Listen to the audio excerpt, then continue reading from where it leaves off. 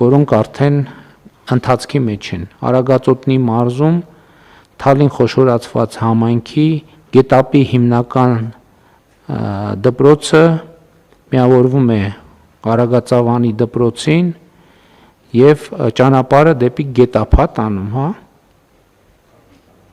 Արագածավան Գետափ ճանապարհն է։ Արագածավան Գետափ ճանապարհը էլի Արագածոտնի մարզի Թալին խոշորացված համայնքում Վերին Սասնաշեն բնակավայրի դպրոց տանող ճանապարհը, Գեղարքունիքի մարզում Վարդենիս խոշորացված համայնքի Ծափատաղ բնակավայրի Աբրահամյանի անվան միջնակարգ դպրոցի դեպի Ջիլի դպրոցի տանող ճանապարհը, Լոռու մարզում Թումանյան խոշորացված համայնքում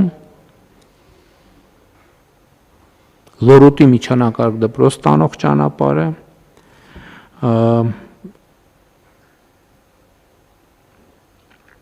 Լոռու մարզի Փամբակ խոշորացված համայնքում դեպի Բազումի կրթահամալիր տանող ճանապարհը, Լոռու մարզում Շիրակի մարզում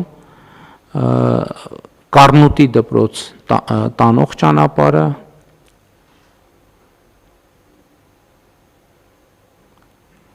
Շիրակի մարզում Նոր կյանք հիմնական դպրոց տանող ճանապարհը, Շիրակի մարզում Քեթիի կրթահամալիր տանող ճանապարհը, Սյունիքի մարզում Ձակիկավանի միջնակարգ դպրոց տանող ճանապարհը, Տավուշի մարզում Բագրատաշենի թիվ 2 հիմնական դպրոց տանող ճանապարհը եւ Տավուշի մարզում Լուսաձորի կրթահամալիր տանող ճանապարհը։ Ճիշտ ասացի, ամեն ինչ չխառնեցի, ոչ մի բան։ Չէ, ամբողջը ճիշտ է, պարոն վարչապետ, մենք մի ցանկել ունենք, հետեւյալ պայմանավորվածություն ունենք, որ այն ճանապարհները, որոնց երկարությունը 1 կիլոմետր է, կգերազանցի, դրանք իրականացվում են ճանապարհային դեպարտամենտի պատվերով, մինչև 1 կիլոմետր ճանապարհների շինարարության պատասխանատուները մեծ հաշվով էլի մարզպետների աշխատակազմերն են եւ պատվիրատուներն են այս դեպքում նաեւ մարզպետների աշխատակազմերը, այդ ցանկով եւս շինարարություն գնում է առաջիկայում այդ մասով էլի վերաբաշխում անելու անհրաժեշտություն կառաջանա, սա ասում եմ նկատի ունենալով, որ այս ցանկը ամբողջական չի, մենք էլի դպրոցներ տանող ճանապարհներ ունենք, որոնք այս ցանկում չկար։ Առաջիկայում մենք նաև տրանսպորտային խնդիրները կլուծենք, քննարկել ենք մի քանի տարբերակներ, հիմա կսկսենք աշխատել եւ նաև հնդածս կերևա, թե որ տարբերակն է ավելի արդյունավետ, կամ կարող է միտեղ մի տարբերակն է ավելի արդյունավետ, երկրորդ տեղում էլ երկրորդ տարբերակն է ավելի արդյունավետ։ Այս թեմայի հետ կապված մի բան եմ էլի ուզում ասել, նախկինում անդրադարձել եմ, գիտեք, որ շատ քննարկումների տեղիք է տալիս մեր կրթահամալիրների ծրագիրը, եւ հիմա օրինակ իմացա, որ Երևանում կան դպրոցներ, որոնք տրանսպորտով, ավտոբուսներով Երևանի վարչական բոլոր շրջաններից երեխաներին հավաքում են, տանում են Երևանից դուրս կամ համարյա դուրս գտնվող դպրոցներ։ Եվ ծնողները ինչ են դա անում, որպես երեխեքը պատշաճ կրթություն ստանան։ Ոչ մեկ չի ասում, բայց ինչի այդ մարդիկ այդ երեխեքին չեն տանում իրանց շենքի կողքի դպրոց, որովհետև համարում են, որ այդ օրը այդքան ճանապարհ անցնելու արդյունքում իրանց երեխաները ավելի լավ կրթություն կստանան։ Հիմա մենք էլ այս ծրագրով նույնն ենք անում։ Մենք պատասխանատու ենք զգում երեխաների ստացած կրթության որակի համար։ Մենք պատասխանատու ենք զգում, որ երեխաները նորմալ լաբորատորիաներ ունենան,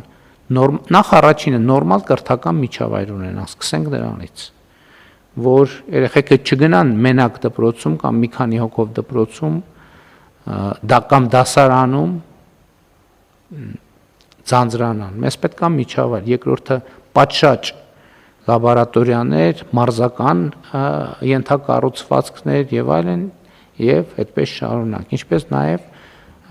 պատշաճ որակավորված մանկավարժական կադրեր։ Եվ սա շատ կարևոր եւ ռազմավարական նշանակության նախագիծ է, որը մենք պետք է ուղեկցենք, մենք պետք է խոսենք մարդկանց հետ, պետք է ներկայացնենք, պետք է ուղեկցենք եւ նաեւ ցույց տանք, եւ պետք է իհարկե իրենք էլ արդյունքները շատ արագ տեսնեն։ կրթության որակի հետ կապված երեք լուրերով նայում եմ, որ այս տարի ընդունելության քննություններին անբավարար ստացած դիմորդների թիվը նախորդ տարվա համեմատ էականորեն ավելի մեծ է։ Սա ահազանգ է, մենք պետք է հասկանանք։ Ըստ ամենայնի մենք դանդաղում ենք մեր բարեփոխումների ճանապարհին, որովհետև շատ ենք կոմպրոմիսների գնում, անընդհատ գնում ենք կոմպրոմիսների եւ արդյունքում ով է դրանից տուժում։ Տուժում են երեխաները։ Որովհետև եթե լավ պետք է առերեսվենք, հա, ասենք ատեստավորման գործընթացը։ Լավ 1 2 3 4 5 6 7, ասենք ինչքան կարելի է, չի հաղթահարում մարդը, պետք է վերջ ասենք, վերջ, էլ պետք է չաշխատի դպրոցում, որովհետև այդ իր աշակերտն է, որ գնում է չի կարողանում ընդունելության քննությունը գոնե բավարար ստանա, չենք ասում է գերազանց ստանա, գոնե բավարար ստանա։ Սրանք խնդիրներ են, էլի եմ ասում, շատ են կոմպրոմիսի գնում, անընդհատ հենց ինչ որ բաներ անում։ Որոշումները կայացված են, պետք է շատ հստակ, հատու, վճռական ձևով պետք է իրականացնել։ Եվ որևէ կասկածի տեղ չկա, որովհետև որևէ կասկած չկա, որ մենք դա անում ենք երեխաների շահերից ելնելով եւ իհարկե տեխնիկական դետալներն էլ պետք է հնարավորինս արագ կազմակերպենք։ Հիմա ես նաև, քանի որ կրթությանը անդրադարձանք, նաև մենք ունենք մանկապարտեզների բավականին մեծ փաթեթ, որով մենք տարբեր փուլերում ենք գտնվում եւ ֆինանսավորում ենք, եւ ես ուզում եմ թվարկեմ մանկապարտեզները։ Արագածոտնի մարզում մենք հիմա ֆինանսավորում ենք այս փաթեթով, հա, բոլորը վերջնական ֆինանսավորումա, թե կա նաև որ ընթացիկ ենք անում։ Պարոն վարչապետ, կա որ սկսվում է, հա։ Այո, խոսքը ընդհանուր առմամբ 61 մանկապարտեզների մասին է, 5.6 միլիարդ դրամի չափով ֆինանսավորում է հատկացվում, հիմնական մասը ավարտական փուլում գտնվող են, բայց ունենք նաև նոր մեկնարկողներ։ Շատ լավ, Արագածոտնի մարզում աշտարակի թիվ 5 Արաքս Մուրադյանի անվան մանկապարտեզ հատկացվում է պայմանագրի մնացորդային գումարը եւ բակի բարեկարգման գումարը։ Այստեղ էլ մենք մեր այցերի ընթացքում լինում է որ տեսնում ենք մանկապարտեզը արված է, բայց բակը չի արված, որովհետեւ սուբվենցիոն ծրագիրը համայնքը կիսատ է ներկայացրել ու շատ կարեւոր է որ մենք ես տեղում հանձնարարել եմ, որ բոլոր այդ տեղերում, երբ որ մենք ունենք բան, տենց այս տարբերակը, ընդհանրապես կիսատությունը մեր մոտ շատ ընդունված բան է։ Հիշում եք ժամանակին ինչքան ենք խոսել ճանապարհների գծանշման մասին, միջև եկանք տեղ հասանք, այնուամենայնիվ տևեց։ Ճանապարհ նշանակում է, որ ինքը ունի գծանշում եւ այլն եւ այլն։ Մանկապարտեզ նշանակում է, որ ինքը ունի բակ։ Եվ այդպես շարունակ։ Հիմա որտեղ այս նման կիսատություններ նկատել ենք, մենք այդ կիսատությունները կլրացնենք։ Աշտարակ բնակավայրի թիվ 1 մանուշակ մանկապարտեզ հատկացվում է մնացորդային գումարը եւ բակի բարեկարգման գումարը, ապարանի թիվ 1 մանկապարտեզ հատկացվում է մնացորդային եւ բակի բարեկարգման գումարը, Քուչակի մանկապարտեզ էլի մնացորդային եւ բակի բարեկարգման գումարը, Հարթավանի մանկապարտեզ մնացորդային եւ բակի բարեկարգման գումարը,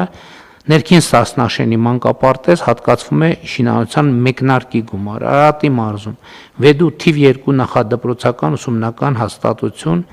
հատկացվում է մնացորդային եւ բակի բարեկարգման գումարը, Փոքր Վեդու Զարթոնք նախադպրոցական ուսումնական հաստատություն հատկացվում է մնացորդ եւ բակի բարեկարգման գումարը, Մասիս համայնքի, Մասիս քաղաքի թիվ 5 մսուր մանկապարտեզ հատկացվում է պայմանագրի մնացորդային, իսկ բակերի բարեկարգման աշխատանքները իրականացվելու են համայնքապետարանի կողմից, Արտաշատ համայնքի Դալար գյուղի մանկապարտեզ հատկացվում է պայմանագրի մնացորդային գումարը, բակի բարեկարգման աշխատանքը պետք է իրականացվի համայնքի կողմից, Արտաշատի թիվ 4 մսուր մանկապարտեզ մնացորդային գումար կրկին բակի հատվածը կիրականացվի համայնքի կողմից, Վանաշենի նախադպրոցական ուսումնական հաստատություն հատկացվում է շինարարության մեկնարկի գումարը, Մասիս համայնքի Սիզ գյուղի Անուշիկ մսուր մանկապարտեզ հատկացվում է շինարարության մեկնարկի գումարը, Արմավիրի մարզում Այգեկի մանկապարտեզ հատկացվում է շինարարության մեկնարկի գումարը։ Գեղարքունիքի մարզում Մարտունի քաղաքի թիվ 4 մանկապարտեզ մնացորդային գումարը բակը պետք է բարեկարգվի համայնքի կողմից, այսինքն մենք այստեղ նախագիծ ամբողջական ենք կազմում եւ արդեն աշխատանքի բաժանում ենք անում, նայած որտեղ ոնց։ Ձորագյուղի մանկապարտեզ մնացորդի գումարը բակը կիրականացվի համայնքի կողմից, Սևանի հեքիաթ մանկապարտեզ մնացորդային գումարն են հատկացնում, իսկ բակը կբարեկարգվի համայնքի ֆինանսավորմամբ, Ծովագյուղի մանկապարտեզ մնացորդային գումար բակը կբարեկարգվի համայնքի կողմից, Կարմիր գյուղի մանկապարտեզ էլի նույն կերպ, Զովաբերի մանկապարտեզ հատկացվում է շինարարության մեկնարկի գումարը, Գավառի թիվ 7 մանկապարտեզ հիմնական աշխատանքները ավարտված են, հատկացվում է լրացուցիչ աշխատանքի գումար, Ճամբարակ քաղաքի թիվ 3 Մսուր մանկապարտեզ հիմնական աշխատանքները ավարտված են, հատկացվում է լրացուցիչ աշխատանքի գումար։ Լոռու մարզում Շիրակամուտի Արևիկ մանկապարտեզ հատկացվում է պայմանագրի մնացորդային եւ բակի բարեկարգման գումարը, Վանաձորի թիվ 32 մանկապարտեզ հատկացվում է պայմանագրի մնացորդի եւ բակի բարեկարգման գումարը, Ալավերդի Արևներ Մսուր մանկապարտեզ էլի բակի բարեկարգման եւ մնացորդային գումարը, Վանաձորի թիվ 40 մանկապարտեզ բակի բարեկարգման եւ մնացորդային գումարը, Վանաձորի թիվ 11 մանկապարտեզ հիմնական աշխատանքները ավարտված են, հատկացվում է լրացուցիչ աշխատանքների գումարը։ Կոտայքի մարզում Մրգաշենի մանկապարտեզ հատկացվում է մնացորդի եւ բակի բարեկարգման գումարը, Հրազդանի թիվ 13 նախադպրոցական ուսումնական հաստատություն հատկացվում է մնացորդային եւ բակի բարեկարգման գումարը, Գառնի մանկապարտեզ հատկացվում է պայմանագրի եւ բակի բարեկարգման գումարը։ Շիրակի մարզում Լապտերիկ Մսուր մանկապարտեզ հատկացվում է մնացորդի եւ բակի բարեկարգման գումարը, Սառնախբյուրի մանկապարտեզ նույն կերպ, Արևայեկի մանկապարտեզ նույն կերպ, Գորիսի թիվ 5 մանկապարտեզ Սյունիքի մարզ արդեն հիմնական աշխատանքներն ավարտված են, հատկացվում է լրացուցիչ աշխատանքի գումարը, Սիսիանի թիվ 4 նախադպրոցական ուսումնական հաստատություն հատկացվում է պայմանագրի մնացորդի եւ բակի բարեկարգման գումարը, Լեռնաձորի մանկապարտեզ հատկացվում է բակի բարեկարգման գումարը, Անգեղակոթի մանկապարտեզ հատկացվում է շինարարության մեկնարկի գումարը, Շաղատի մանկապարտեզ հատկացվում է շինարարության մեկնարկի գումարը, Ներքին Խնձորեսկի մանկապարտեզ կրկին հատկացվում է շինարարության մեկնարկի գումարը, Վայոց ձոր Աղավնաձորի մանկապարտեզ հատկացվում է պայմանագրի մնացորդը եւ բակի բարեկարգման գումարը, Վայքի թիվ 1 մանկապարտեզ հատկացվում է պայմանագրի մնացորդը եւ բակի բարեկարգման գումարը, Վայքի թիվ 3 մանկապարտեզ հատկացվում է պայմանագրի մնացորդը եւ բակի բարեկարգման գումարը։ Տավուշի մարզում Դիլիջանի թիվ 1 մանկապարտեզ հատկացվում է մնացորդային եւ բակի բարեկարգման գումարը, Հաղարծինի մանկապարտեզ նույն կերպ, Կոթի Մսուր մանկապարտեզ նույն կերպ, Սարիգյուղի մանկապարտեզ նույն կերպ, Բերթավանի Մսուր մանկապարտեզ նույն կերպ, Գյուղ Տավուշի մանկապարտեզ հիմնական աշխատանքներն ավարտված են, հատկացվում է լրացուցիչ աշխատանքների գումար, Վերին Կարմիր աղբյուր նույն կերպ, Պարավաքարի մանկապարտեզ նույն կերպ, Չորաթանի մանկապարտեզ նույն կերպ, Չինչինի մանկապարտեզ նույն կերպ, Չինարի մանկապարտեզ նույն կերպ, Նավուրի մանկապարտեզ նույն կերպ, Ներքին Կարմիր աղբյուրի մանկապարտեզ նույն կերպ, Մովսեսի մանկապարտեզ նույն կերպ, Վերին Ծաղկավանի մանկապարտեզ նույն կերպ, Բերդ քաղաքի թիվ 3 Մսուր մանկապարտեզ նույն կերպ, Բերդ քաղաքի թիվ 2 Մսուր մանկապարտեզ նույն կերպ, Այգեծորի մանկապարտեզ նույն կերպ, Այգեծորի մանկապարտեզի նա առաջին մասնաշենքներ եւ նաեւ երկրորդ մասնաշենքը նույն կերպ։ Սրանք էլ մեր մանկապարտեզների ծրագրերն են եւ մենք ունենք սուբվենցիաների ֆինանսավորում Արարատի մարզում Մասիս համայնքի Ազատաշեն, Արբաթ, Դարակերտ, Զորակ, Նորաբաց բնակավայրերում ոռոգման համակարգերի կառուցում աշխատանքները ավարտված են, Կառուցվել է 6.4 կիլոմետր երկարությամբ ոռոգման համակարգ, 480 տնային տնտեսության եւ 250 հեկտար հողատարածքի ոռոգման համար։ Արմավիրի մարզում Բաղարշապատ համայնքի Մրգաստան բնակավայրի ոռոգման ջրագծերի կառուցում կատարված է, աշխատանքների 85%-ը, նախատեսվում է 3.5 կիլոմետր երկարությամբ ոռոգման համակարգ 109 տնային տնտեսության եւ 80 հեկտար հողատարածքի համար։ Բաղարշապատ համայնքի Հայթաղ բնակավայրի Աշտարակեցի, Նժդեհ, Կանայան, Ռաֆի, Մամիկոնյան փողոցների ասֆալտապատում աշխատանքները գտնվում են ավարտական փուլում, նախագծում ներառված է 3.4 կիլոմետր ճանապարհ փողոց։ Արաքս համայնքի ապագա բնակավայրի ջրահեռացման համակարգի կառուցում կատարված է աշխատանքների 90%-ը 1.2 կիլոմետր երկարությամբ ջրահեռացման համակարգ։ Արաքս համայնքի Արտիմեդ բնակավայրի առաջին եւ երկրորդ փողոցների ապագա բնակավայրի 19-րդ եւ 20-րդ փողոցների գազաֆիկացում ավարտված են աշխատանքները 1.4 կիլոմետր երկարությամբ գազատար է կառուցվել նախատեսված 40 տնային տնտեսությունների համար։ Արաքս համայնքի Հայկաշեն բնակավայրի մշակույթի տան վերանորոգում աշխատանքները ավարտված են, վերանորոգվել է 312 քառակուսի մետր տարածք, Արմավիր համայնքի Հացիկ բնակավայրում մանկապարտեզի նոր շենքի կառուցում իրականացված է աշխատանքների 35%-ը։ Գեղարքունիքի մարզի Մարտունի համայնքի Արծվանից բնակավայրի մանկապարտեզի շենքի հիմնանորոգում, ինչպես նաև գույքի ձեռքբերում կատարված է աշխատանքների 95%-ը, նախատեսված է 90 սանի համար։ Մարտունի համայնքի Մարտունի, Զոլաքար, Գեխովիտ, Լիճք, Ծակքար, Վերինգետաշեն, Վաղաշեն բնակավայրերի փողոցների ասֆալտապատում 8 կիլոմետր ճանապարհի մասին է խոսքը, կատարված է աշխատանքների 90%-ը։ Լոռու մարզում Սպիտակ համայնքի Սպիտակ բնակավայրի ավտոկայանատեղի կառուցման երկրորդ փուլ ավարտված են աշխատանքները, կառուցվել է 11 ավտոտնակ, պահեստ, վարչական կետ եւ այլն։ Սպիտակ համայնքի Սպիտակ բնակավայրի քաղաքային զբոսայգու վերանորոգման երկրորդ փուլ ավարտական փուլում են աշխատանքները, խոսքը 35600 քառակուսի մետր տարածքի մասին է։ Սպիտակ համայնքի Սպիտակ բնակավայրի Խնկոյան եւ Տեր-Սիմոնյան փողոցների ասֆալտապատում, որը ավարտված է 1.3 կիլոմետր փողոցների մասին է խոսքը, Սպիտակ համայնքի Սպիտակ բնակավայրի Առափնյա թաղամասի եւ Տեր-Սիմոնյան Նրբանցքի Շիրակամուտ բնակավայրի Գերեզմանատուն տանող ճանապարհի Ծաղկաբեր բնակավայրի առաջին փողոցի 3-րդ նրբանցք եւ 3-րդ փողոցի Սալարկում Տուֆքարով, Մեծ Պարնի բնակավայրի 3-րդ, 13-րդ եւ կենտրոնական փողոցների Արևաշող բնակավայրի առաջին փողոցի 5-րդ, 8-րդ, 9-րդ եւ 13-րդ նրբանցքների Սալարկում Տուֆքարով եւ ջրահեռացման համակարգով կատարված է աշխատանքների 80% ընդհանուր առմամբ 4.2 կիլոմետր երկարությամբ ճանապարհների մասին է խոսքը։ Չարենցավան համայնքի Չարենցավան բնակավայրի Ծիծեռնակ մսուր մանկապարտեզի վերակառուցման աշխատանքներ, որոնք ավարտված են 350 սանի համար է նախատեսված։ Աբովյան համայնքի Աբովյան բնակավայրի 8-րդ միկրոշրջանի առաջին թաղամասի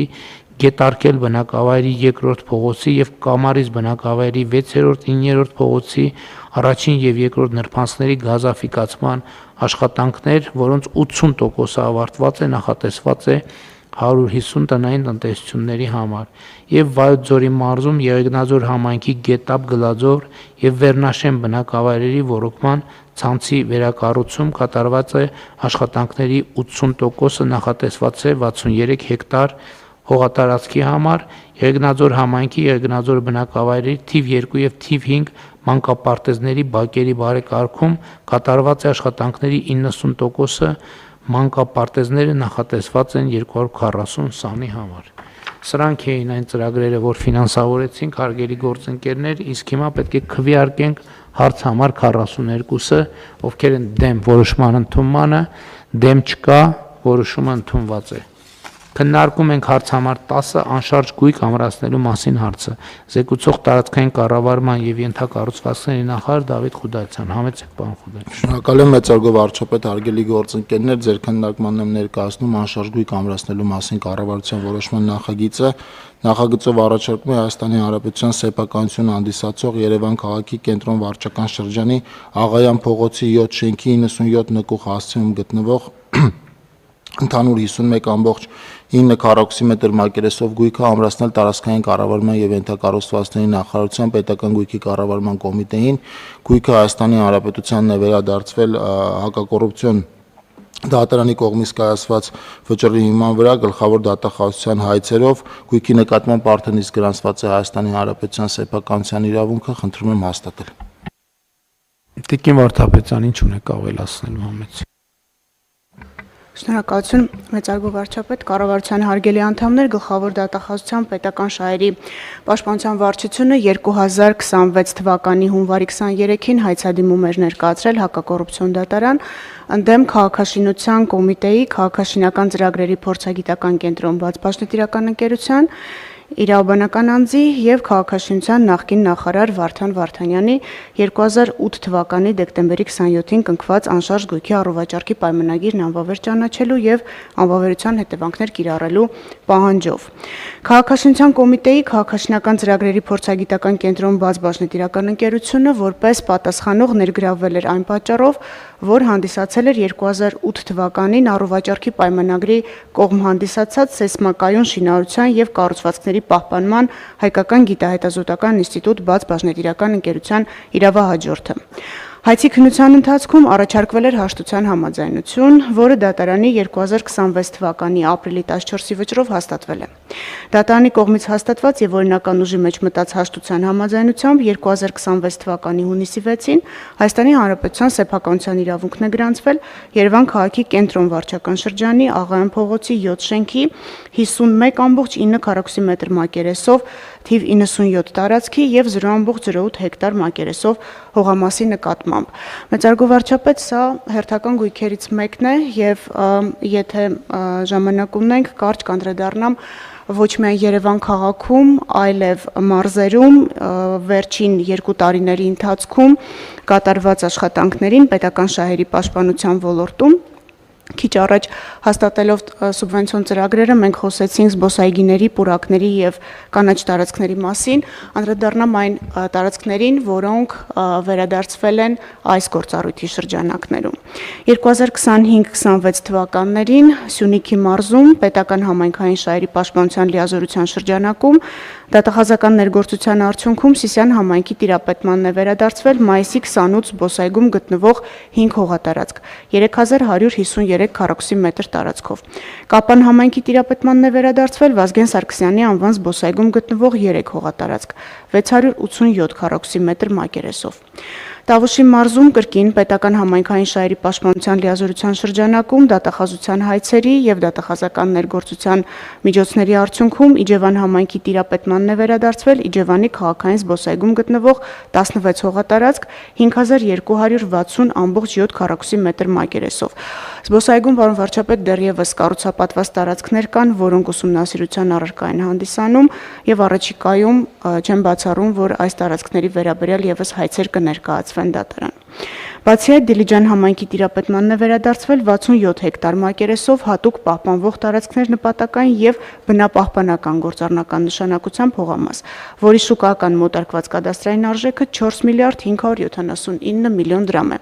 Եթե վերածենք ամերիկյան դոլարի, մոտավորապես 12 միլիոն 436 հազար դոլար։ Արարատի մարզում կրկին այս գործառույթի շրջանակում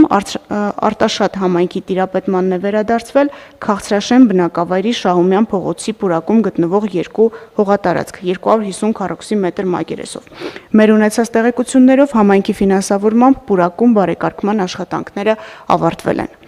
Արարատ համայնքի տիրապետմանն է վերադարձվել քաղաքային զբոսայգում գտնվող 4 հողատարածք 4601 քառակուսիմետր մակերեսով։ Արարատի զբոսայգում եւս, պարոն վարչապետ, ունենք հողատարածքներ, որոնք հայցերի առարկաներ են եւ առաջիկայում եւս կառուցապատումներ կան, որոնք դադարեցնելու ուղղությամբ կատարված աշխատանքների արդյունքում կներկայացնեն հայցեր։ Հիմնականում մենք գործ ունենք նախկին պաշտոնատար անձանց հետ, ովքեր իրականացրել են կարելի ասել հողազավթումներ։ Դատախազությունը տեղեկացրել էր նաև, որ դատախազական ներգործության արդյունքում Հայաստանի Հանրապետության տիրապետմանն են վերադարձվել Արարատ մարզի համայնքի վարչական շրջաններից դուրս գտնվող պետական սեփականություն հանդիսացող բնապահպանական հողերից 60 միլիարդ 553 միլիոն դրամ արժեքով շուրջ 5330 հեկտար մակերեսով հողատարածքներ։ Սրանք 65 գույքային միավորներ էին, հիմնականում արգելոցային տարածքում Խոսրովի անտառում։ Հողամասերի նկատմամբ դադարեցվել է Կենդանիների աշխարհ սահմանափակ պատասխանատվությամբ ընկերության անհատույց օգտագործման իրավունքի պետական գրանցումը։ Մենք այս ուղղությամբ անվարչապետ շարունակեցինք ուսումնասիրությունները եւ պարզել ենք, որ կան ելի հողատարածքներ, որոնք հաշվարկվում են հեկտարներով, որոնք շարունակում են գտնվել այս ընկերության անհատույց օգտագործման իրավունքի ներքո, առաջիկայում եւս կամ կառավարության նիստով կամ այլ ձևաչափով կներկայացնենք, թե ինչ աշխատանքներ են կատարել եւ ինչ վերականգնումներ ունենք այս ուղղությամբ։ Գեղարքունիքի մարզում պետական համայնքային շահերի պաշտպանության լիազորության շրջանակում դատախազական ներգործության արդյունքում Հայաստանի Հանրապետության տիրապետմանն է վերադարձվել Սևանի ափամերձ տարածքում գտնվող 6 հողատարածք։ Մենք խոսում ենք Սևանի շուրջ ճանապարհների բարեկարգման մասին։ Մենք այս ուղղությամբ աշխատանքները շարունակում ենք, որպեսզի ափամերձ տարածքը եւս ազատ լինի ապօրինի կառուցապատումից։ Այս պահին 6 հողատարածք 5.7 հեկտար մակերեսով։ Բացի այդ, տեղեկացնում ենք պարբերաբար քանդման աշխատանքների մասին, որ իրականացնում ենք Սևանի բացարձակ նիշից ցածր հատվածներում։ Ուղղակի տեղեկացնեմ, որ 2025 թվականի դեկտեմբերից մինչ 26 թվականի հուլիսի 1-ը Սևանա լճի ափամերձ բացարձակ նիշից ցածր 68 հողամասերում ապամոնտաժվել է ապօրինի կառուցված 201 շենք-շինություն, Սևան ազգային պարկ ՊՈԱԿ-ի կողմից դադարեցվել լուծվել է 2 պայմանագիր։ Ապամոնտաժման աշխատանքները ժամանակավորապես կասեցվել են պայմանավորված լողափնյա սեզոնով, բայց սեզոնը դադարելուց հետո աշխատանքները կշարունակենք։ Կոտայքի մարզում պետական համայնքային շահերի պաշտպանության լիազորության շրջանակում դատախազության հայցի բավարարման արդյունքում Հայաստանի Հանրապետության սեփականության իրավունքն է վերականգնվել Ծաղկաձոր համայնքում գտնվող շուրջ 2 հեկտար մակերեսով հողամասի նկատմամբ։ Լոռու մարզում կրկին այս գործառույթի շրջանակներում աշխատանքներ են տարվում Հրանտ Մաթևոսյանի անվան զբոսայգին Վանաձոր համայնքին վերադարձնելու ուղղությամբ։ Այս պահին Փաստացի համայնքին վերադարձվել է 4451.7 քառակուսի մետր մակերեսով տարածք, որը 13 հողատարածքների հանրագումարն է կրկին ապօրինի զավթված էլի նախկինում պաշտոնատար անձանց պաշտոններ զբաղեցրած անձանց կողմից կրկին այս զբոսայգում եւս ունենք հայցեր, որոնք դատական քննության առարկա են, բայց սա չի խանգարում, որպեսզի մենք կարողանանք այս բոլոր զբոսայգիների բարեկարգման աշխատանքները առնվազն պլանավորել։ Եվ անդրադառնալով Երևանին, ուղղակի հիշեցնեմ, որ աշտարակին, հեռուստաաշտարակին հարող տարածքում մենք ունենք 7.5 հեկտար մակերեսով 6 հողամաս վերադարձված, որոնց շուկայական մոտարկված արժեքը 3 միլիարդ 382 միլիոն դրամ է։ Այս պահին շրջակա միջավայրի նախարարության հետ աշխատանքներ են իրականացվում, որպեսզի, ինչպես մի քանի անգամ քննարկվել է կառավարության նիստում, մենք ունենանք քաղաքային անտառ, եթե ճիշտ ենք հասկացել կառավարության նիստի քննարկման արդյունքները։ Եվ վերջերս նաև ունենք մի շարք բավարարված վճիռներ, պարոն վարչապետ, ապօրինի ծագում ունեցող գույքի բռնագանձման գործառույթի շրջանակներում։ Այն ինչ որ դուք միջև էս պահը թվարկեցիք, բարձավոր օրինակ Վանաձորի զբոսայգու հատվածում դա ամբողջ զբոսայգուն չէր, մի քանի կտորներ, բայց այն ինչ որ թվարկեցիք արդեն ավարտված process է, ճիշտ, այս ճիշտ եմ հասկանում։ Այն ինչ որ առաջին հատվածում ասցիք, այսինքն դա արդեն կայացած փաստ է, որ վերադարձված է։ Պարոն վարչապետ, բացառություն են կազմում Լոռու մարզի Հրանտ Մաթևոսյանի անվան այգին, Արարատի մարզի քաղաքային զբոսայգին, որոնց մի քանի տարածքներով հայցեր ունենք, եւ Կապանի զբոսայգին, որը ընթացքի մեջ է, Վազգեն Սարգսյանի անվան զբոսայգու մասին է խոսքը, դրանք դատական process-ների մասին է խոսքը, ուղղակի ժամանակի հարց է։ Շատ լավ։ Այստեղ ես երկու հարց եմ ուզում ուշադրություն հրավիրել։ Շատ կարևոր է վերադարձված գույքերի հետագա ճակատագիրը։ Այս օրինակ առավոտյան ես մի տարօրինակ նամակ եմ ստացել քաղաքացուց, ով ասում է, որ այն գույքը, որը վերադարձվել է համայնքին, հիմա իր ունեցած տեղեկություններով համայնքը ուզում է էլի հատկացնի այն մարդուցումից։ մինիմումից վերցվել է։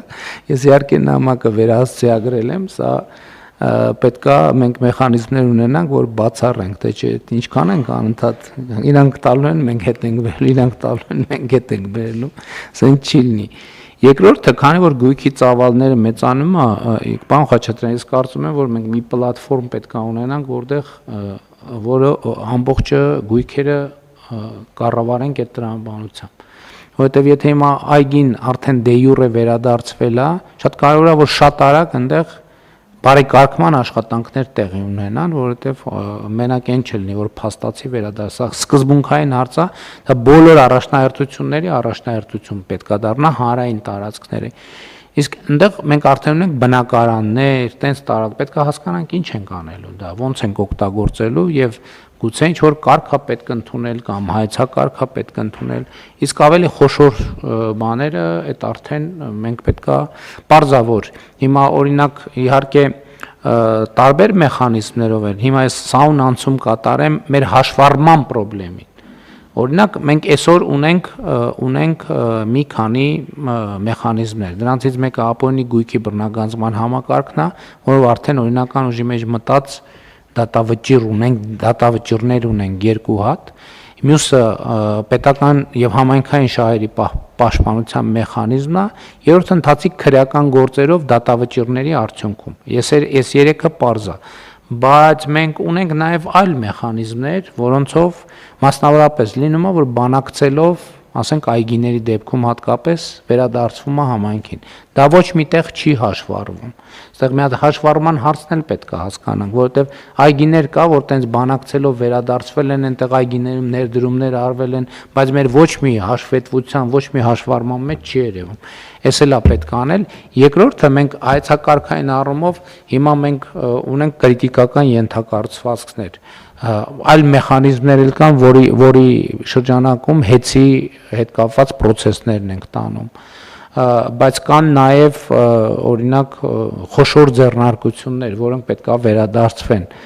բայց մտածելով այդ խոշոր ձեռնարկություն, հետի պարագայում մենք հայցակարգային մակարդակում կողմնորոշվել ենք, դա լինելու է պետական սեփականություն, որը հանձնվելու է հավատարմագրված կառավարման, այս պարզ է, բայց արտադրական ձեռնարկություններ, որոնք կլինեն, ես չեմ կարծում, որ մենք դա պետքա պահենք կառավարման ներքո, որտեղ խնդիր կլինի։ Դա պետքա մենք թափանցիկ մրցույթներով մասնավորեցնենք անպայման։ Իհարկե կառավարության որոշակի տնօրենների խորհրդում տեղ ունենալու համար ինչ որ բաժնեմաս մենք կարողանանք պահել։ Այսինքն սրանք հարցեր են, որոնց շուրջ մենք պետքա կողմնորոշվենք եւ դասակարգենք եւ գնանք առաջ, բայց այստեղ գալիս է հաջորդ կարևոր հարցը, որի հետ կապված երեք քննարկում ենք ունեցել, առաջիկա մեր անելիքները։ Կառավարության ծրագրում նախատեսում ենք ունենալ, թե ինչ, ներողություն, մի հատված, որ վարձակալությունից փաստացի սեփականաշնորհում դե յուրե վարձակալությունից վերադարձվող արդեն հազարավոր նույնիսկ հեկտարներով տարածքներ կան, այս էլ մեր հաշվառումներով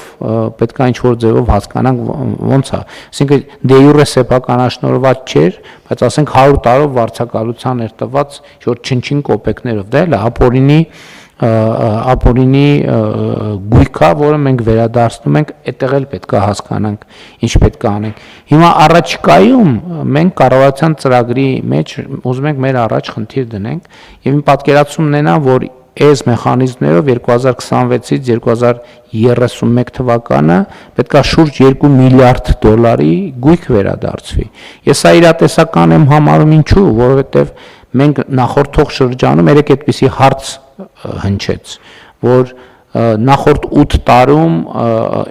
ինչքան ենք վերադարձրել, հաջորդ 8 տարում ինչքան ենք վերադարձրել։ Ես այդտեղ հարցին չեմ վերաբերվում զուտ դե յուրե, ես հարցին վերաբերվում եմ դե ֆակտո, որովհետև հիմա մեր վերադարձած գույքերի մեջ օրինակ չկային, որ մենք հիմա Զանգեզուրի պղնձամոլիբդենային կոմբինատում փայաբաժին ունենք եւ այլն եւ այդպես շարունակ։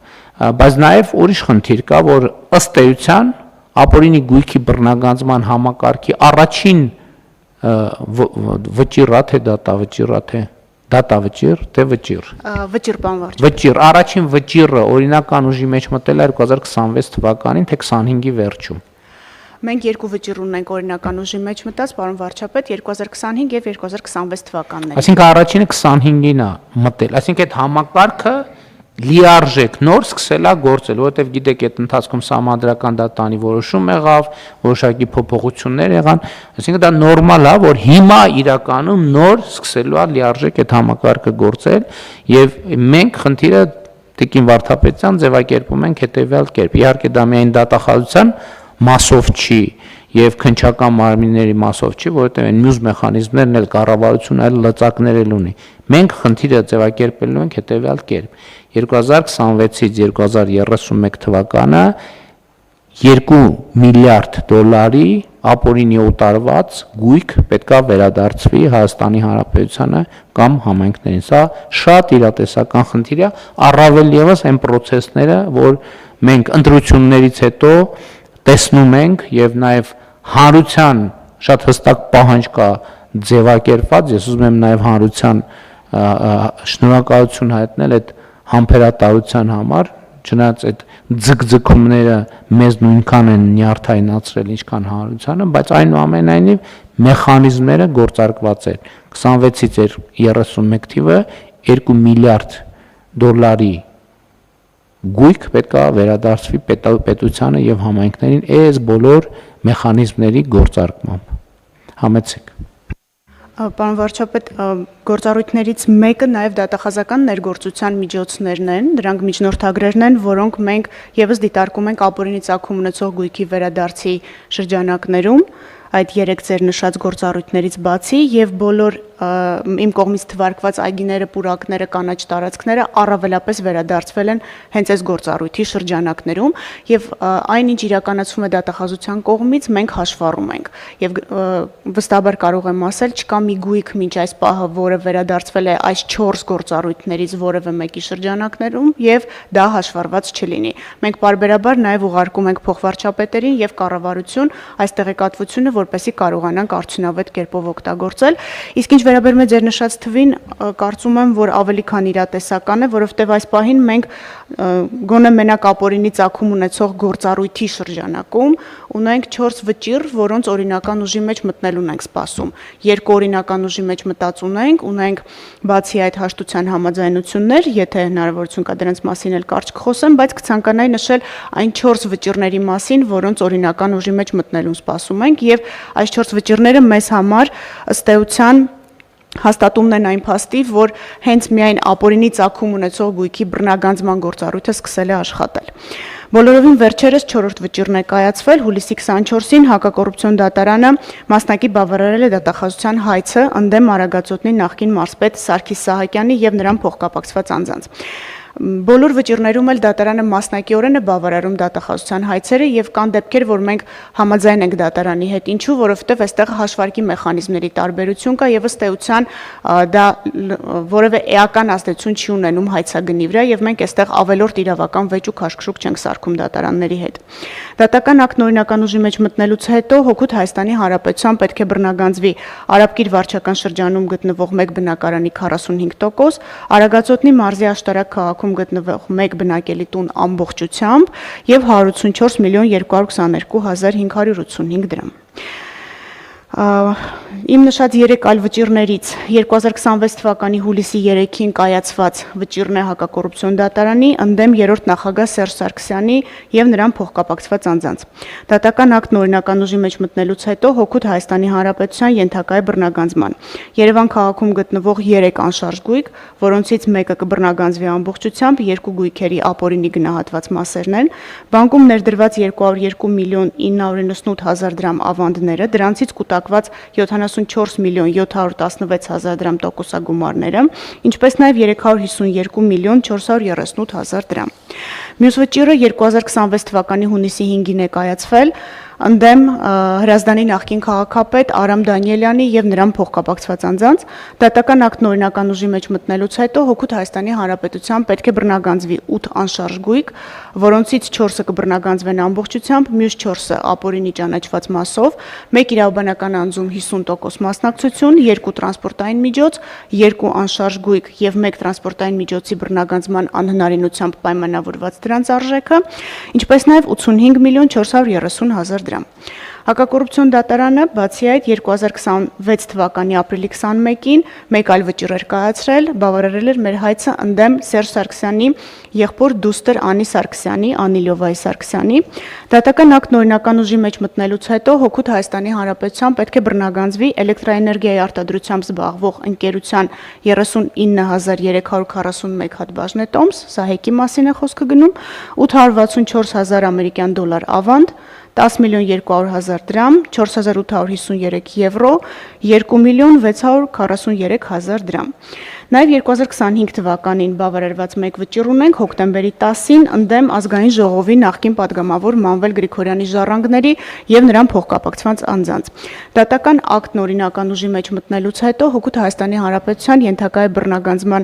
9 անշարժ եւ 6 շարժական գույք, 1 իրավաբանական անձում մասնակցություն 340 միլիոն դրամ։ Ինչպես դուք նշեցիք, գույքերը գնալով շատանում են, այդ թվում բնակարաններ, բնակելի տներ, առանձնատներ, որոնց կառավարման կարգը օր առաջ անհրաժեշտ է մշակել։ Մենք այս պահին ունենք 2 առանձնատուն, որոնք վերադարձվել են Հայաստանի Հանրապետությանը, վերջնական օրինական ուժի մեջ մտած դատական ակտերով։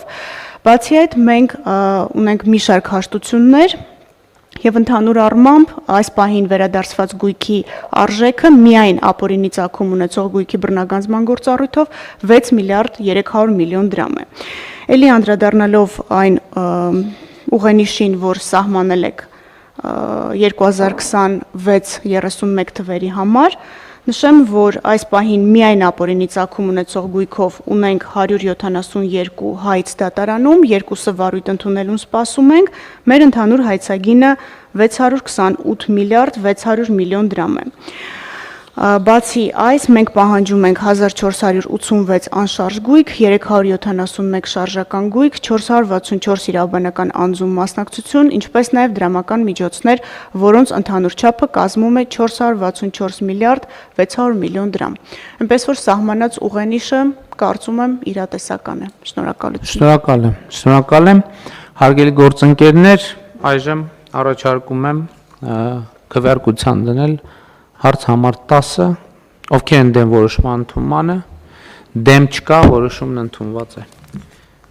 Քննարկում ենք հարց համար 23-ը,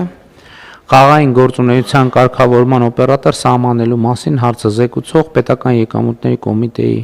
նախագահի ժամանակավոր պաշտոնակատար Էդվարդ Հակոբյան, համեցեք բանով։ Մեծարգո պարոն վարչապետ, կառավարության հարգելի անդամներ, հարգելի գործընկերներ, դեռևս 2024 թվականին խաղային գործունեության կարգավորման մասին օրենքով մի շարք փոփոխություններ էին